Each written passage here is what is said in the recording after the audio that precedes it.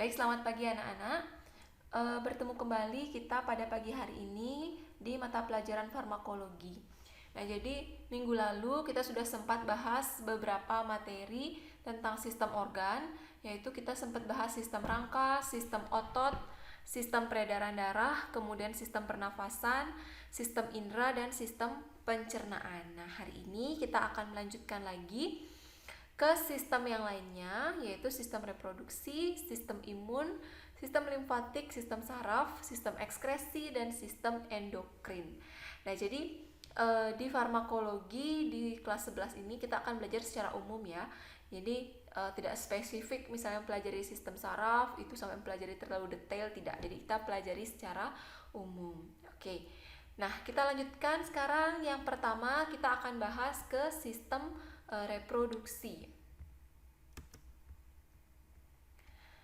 Nah, ini ya, kemarin kita sudah sempat bahas materi-materi ini. Hari ini kita akan bahas mengenai sistem reproduksi. Nah, mungkin sudah sering kalian dengar ya tentang sistem reproduksi. Jadi sistem reproduksi ini adalah suatu rangkaian dan interaksi organ dalam yang berfungsi untuk berkembang biak. Jadi sistem reproduksi ini digunakan untuk berkembang biak, menghasilkan keturunan.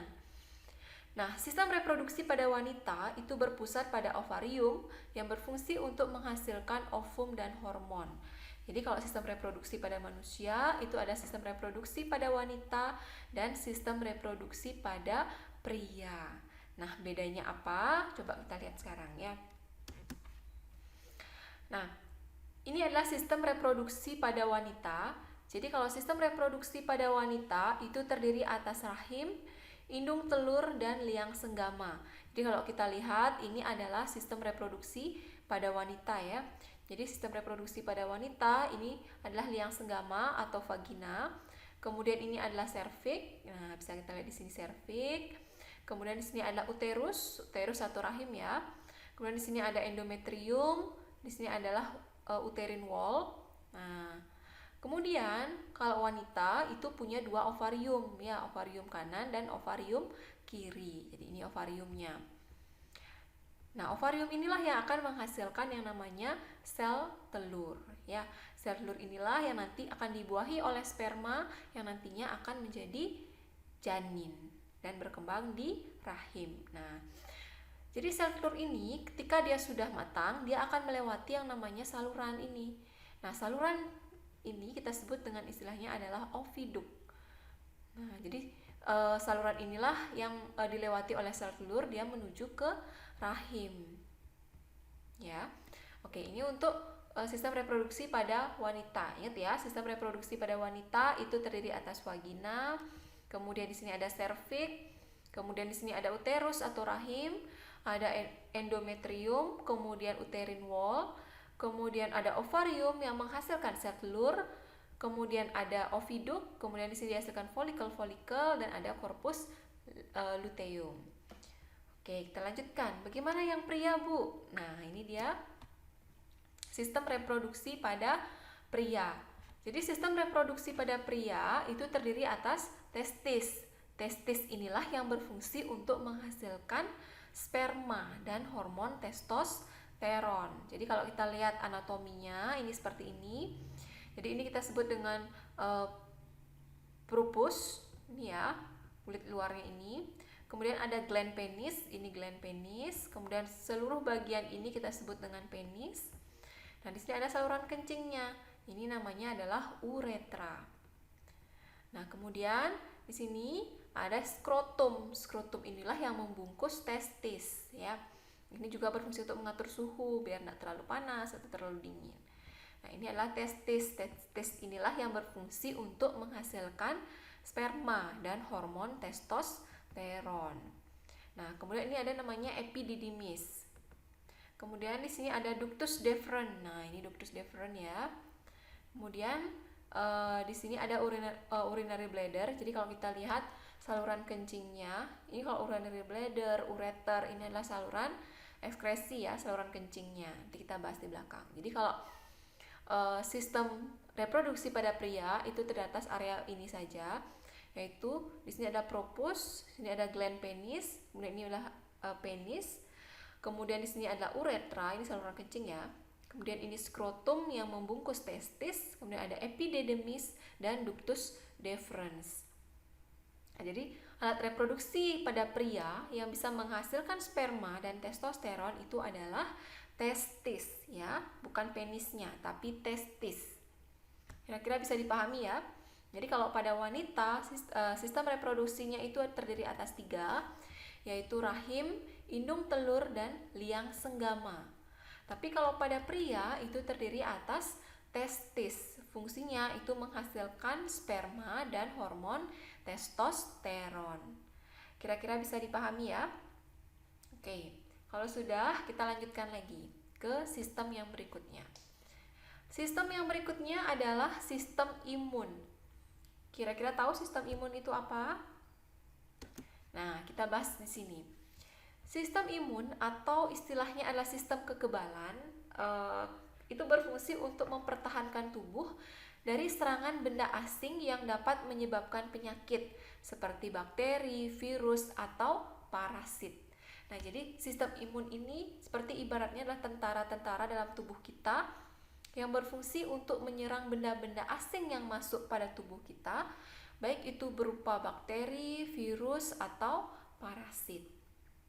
Nah, jadi sistem imun itu terdapat di dalam tubuh ya. Dia biasanya terdapat pada bagian limfa, getah bening atau sel darah putih, kemudian pada lambung, pada kulit, dan sistem pernafasan. Nah, jadi sistem imun itu hampir tersebar di seluruh tubuh kita. Jadi berfungsi untuk melindungi tubuh kita dari benda-benda asing ya. Jadi kalau kita ingin agar tubuh kita itu selalu sehat, ya kita harus meningkatkan sistem imun kita. Jadi tentara-tentaranya itu harus kuat sehingga bisa melawan bakteri, virus, atau parasit. Nah, sekarang saya akan coba menampilkan video tentang bagaimana sistem imun kita itu bekerja, sistem kerja dari imun kita di dalam tubuh itu seperti apa. Jadi silakan disimak ya.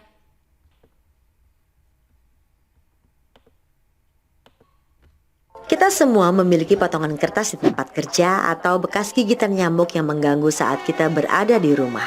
Tetapi kita mengabaikannya dan melanjutkan hidup kita. Bagaimana mungkin bakteri berbahaya tidak menyerang kita melalui lubang di kulit kita? Tentu saja jawabannya karena kita memiliki sistem kekebalan tubuh dan untuk itu kita harus berterima kasih. Jadi, apa sebenarnya sistem kekebalan? Sistem kekebalan adalah pasukan yang tangguh yang terdiri dari sel, jaringan, dan organ yang bekerja sama untuk melindungi tubuh. Yang pertama, sel darah putih, leukosit. Leukosit beredar melalui tubuh melalui berbagai pembuluh darah kita, memastikan bahwa tidak ada pengunjung yang tidak diinginkan yang dapat mempengaruhi tubuh kita. Ada 2 jenis sel yang membentuk divisi leukosit, fagosit dan limfosit. Fagosit adalah sel pertama yang merespon keadaan darurat. Pernahkah kamu memotong sendiri di dapur saat memasak? Celah di kulit ini merupakan pintu gerbang yang sempurna bagi kuman dan bakteri berbahaya untuk memasuki tubuhmu. Tetapi yakinlah, karena ada fagosit, Anda sudah dijaga. Jika fagosit merupakan kekuatan sistem kekebalan, limfosit adalah otak di belakangnya. Limfosit adalah sel yang memungkinkan tubuh untuk mengingat dan mengenali penyusup sebelumnya dan membantu tubuh menghancurkan mereka. Tentara sistem kekebalan unit limfosit terbuat dari 2 jenis tentara, limfosit B dan limfosit T. Limfosit B dan limfosit T, sederhananya limfosit B adalah sistem intelijen tubuh yang mencari penyerang dan mengunci mereka, sementara membiarkan limfosit T tahu bahwa mereka ada di urutan selanjutnya. Limfosit T berperang melawan sasaran penjajah. Jadi, jangan khawatir tentang bakteri atau kotoran, karena sistem kekebalanmu sudah ada di dalam tubuhmu. Baik, sudah bisa disimak ya video tadi. Jadi dijelaskan tentang sistem imun, bagaimana dia bekerja untuk melindungi tubuh kita dari serangan bakteri atau virus. Di sana ada sel darah putih yang berperan untuk sebagai tentara-tentara yang berfungsi untuk melindungi tubuh kita dari serangan bakteri, virus, atau parasit ya. Jadi mudah-mudahan bisa dipahami melalui video tadi. secara umum kerja dari sistem imun ya. Nah, kita lanjutkan sekarang ke sistem saraf. Nah, bagaimana sistem saraf ini bekerja? Jadi sistem saraf ini berfungsi untuk mengumpulkan, mengirimkan, dan memproses informasi dalam otak dan saraf. Jadi sistem saraf pada manusia itu tersusun atas sistem saraf pusat dan sistem saraf tepi. Nah, sistem saraf pusat itu terdiri atas otak dan sumsum tulang belakang, sedangkan kalau sistem saraf tepi itu terdiri atas sistem saraf otonom dan somatik. Jadi sistem saraf ini berfungsi untuk menyampaikan rangsangan dari reseptor agar direspon oleh tubuh manusia. Nah, jadi kalau kita lihat di sini ada struktur dari sistem saraf manusia. Jadi di sini ada sistem saraf sensorik dan sistem saraf motorik. Nah, nanti ini adalah akson ya. Jadi ada penerima rangsangan, kemudian neuron-neuron yang menghantarkan rangsangan menuju ke otak, kemudian akhirnya dihasilkanlah respon yang direspon ke organ ya. Jadi nanti secara lebih detail kita akan pelajari pada materi pada penyakit-penyakit sistem yang berhubungan dengan sistem saraf. Nanti kita akan banyak bahas di sana. Nah, untuk lebih memahami tentang sistem saraf, saya juga akan menampilkan sebuah video bagaimana sistem saraf kita itu bekerja ya. Jadi silakan disimak, kemudian diamati dan dipahami ya. Silakan disimak sekarang.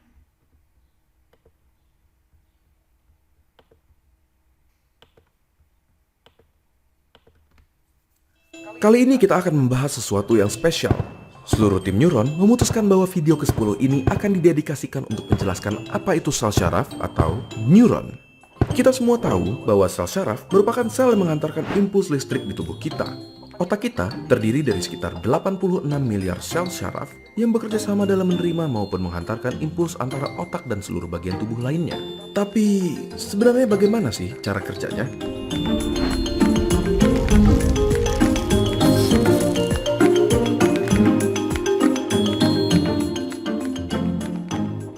Pertama, kita mulai dari strukturnya terlebih dahulu. Salah satunya ada yang namanya akson. Bagian ini bertanggung jawab dalam transmisi impuls listrik dari satu sel syaraf ke sel syaraf berikutnya, yang akan berujung ke target akhir yaitu organ ataupun otot.